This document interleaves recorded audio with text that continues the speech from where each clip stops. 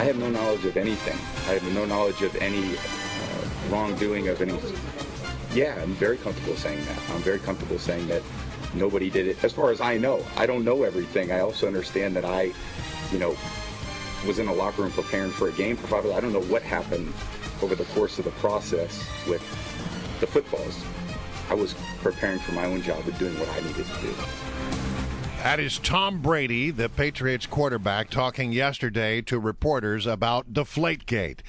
This report that 11 out of the 12 footballs used by the Patriots in the game against the Colts were underinflated. Joining us on the line right now, Joe Theismann, former Redskin quarterback, a legend in this town. He was a quarterback of the Redskins back when the Redskins used to go to the Super Bowl. Good morning to you, Joe. Good to have you on board. Good morning, gentlemen. Good to be with you. All right, so we had Trevor Maddich, who we talk to occasionally about matters involving football. He says that as a long snapper, the moment he touched a ball, he would know if there was something wrong about that ball. He would have instantly known it. He said it's like a football, and the relationship between a football player and the football is like the relation between a surgeon and a scalpel. So my question to you is, do you feel the same way about, would you be able to touch a ball and instantly know that it's underinflated? Actually, what I did was I decided to go to Redskin Park a few days ago when this whole controversy broke out and do my own what I call a scientific experiment. I asked our equipment guy to pump a ball up to 13 psi and give me another one at 11 psi, assuming that it was 2 psi short. And it's very difficult. If you just pick them up, it's very difficult to notice the difference. Now, if you put your thumbs on the seams and push them in, you can see there's a difference.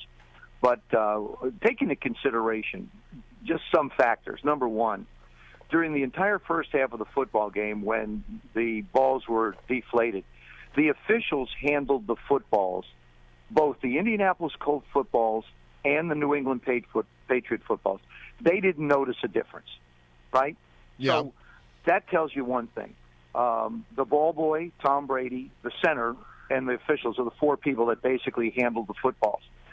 Evidently, nobody really was aware of it until something happened, and then one of the Indianapolis Colts guys said, wait a second, let's look at it. But here's the bigger question. If 11 of the 12 balls that were in play were underinflated, to what degree? Remember, the National Football League does not have a pure science. It's not like the goal line is a line. Mm-hmm. And when it comes to inflating footballs, there's a variance between 12.5 and 13.5 psi. So they understand that the balls will have some variance. Now, if you have a variance between 12.5 and 13, if it's at 13 and it goes to 12.5, is that underinflated? Right. Well, that's a good question, and that's one of the questions that needs to be answered. Well, I mean, we heard Brady. Tell me what each of the 11 were. Was it 10.5? Right. Was it 11? I mean, where was it? Because the weather conditions were miserable. And Trev's right. I think as a snapper and a quarterback, when you get something in your hand, we spend so much time handling footballs. You know when the laces are a little too high. You know when the laces are a little not as tight as they need to be. You know when the ball feels different. But you get into these weather conditions that the New England Patriots played in, I think it's very difficult to figure out exactly what's going on. So do you believe Brady when he says absolutely. You do? I believe Belichick and Brady unequivocally. All right. There's too much at stake. I mean, really think about it, guys. There's so much at stake here. You're going to go out and you're going to do this. And then I hear these reports, well, Indianapolis had concerns the first time they played them. The Ravens had concerns. Well, if the Ravens and the Colts had concerns, you think the league, with all the fire that it's been under and all the criticism that it's been under, do you think they would not have investigated those right away? We are speaking to Joe Theismann, of course, Redskins legend, and we want you to answer that same question. Do you believe Bill Belichick and Tom Brady? And even more so, is this going to affect your enjoyment of the Super Bowl, knowing that this shadow is hanging over it? Give us a call on that, 888-630 WMAL. Joe, let me ask you that. I mean, you're right. There are huge stakes here, and some would argue, well, yes, because the stakes are so high, a coach like Bill Belichick is always looking to get whatever edge they can get. Do you think that this shadow is going to sort of really be a problem for the big game coming up? Not at all. I think it's a lot to do about nothing, to be perfectly honest with you.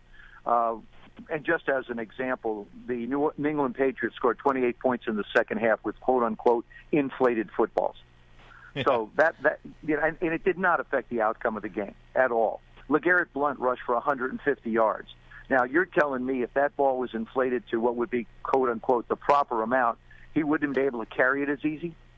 Well, there's so many things that you bring up that just are non-factors in this game.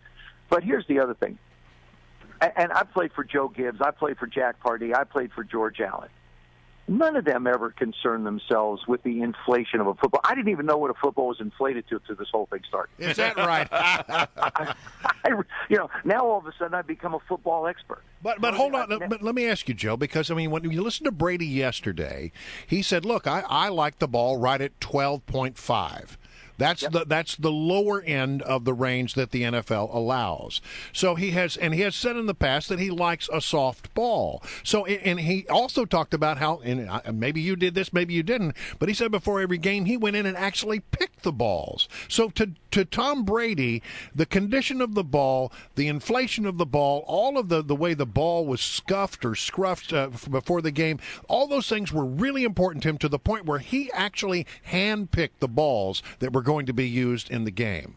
So Absolutely. It was important to him, and apparently, if he liked it on the soft edge, why would it not be at least possible that the equipment people, knowing that he likes a soft ball, made sure that he got balls that were soft? You could, but you're saying, remember, there's a variance, 12.5 to 13.5. He likes it on the low end. Let's just suppose, instead of convicting the New England Patriots and everybody of wrongdoing, let's say that the meter that was used, 11 out of 12 is a lot. Let's say the meter that was used was inaccurate, and the meter read 12.5, but it really was 11.5. Is that a possibility? It is a possibility. I think you have to bring all kinds of different things into the realm of possibility when it comes to ball. But see, one other thing is different today. We played with one football. In other words, whatever the ball was punted with or kicked off with, it was the same football that we use. Today they have kicking balls. Right. So the ball that Tom throws is different than the ball the punter uses or the place kicker uses. Yeah. So, he can go pick out. These balls were going to be used during the game. And by the way, there are 24 footballs that are available, I think, in bad weather to the home team. And Indianapolis, actually, if they wanted to, could use theirs.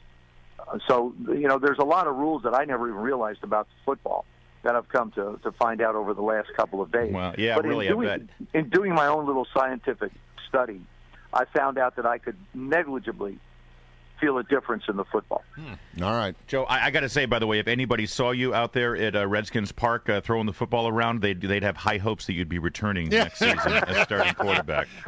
We'll get that situation sorted out. Yeah, I hope so. Promise? We'll hold you to it. Yeah. No, listen, I am the eternal optimist. I can't make a promise I can't control, but I'm like you guys. I'm waiting and hoping. All right, Joe Theismann, a former quarterback for the Redskins and a Super Bowl champion. Yes. Good guy to be with us this morning. We greatly and one of the appreciate few Notre Dame alums that I would have a good conversation with. All right. Thanks, Joe. Appreciate you Thanks, being guys. with us.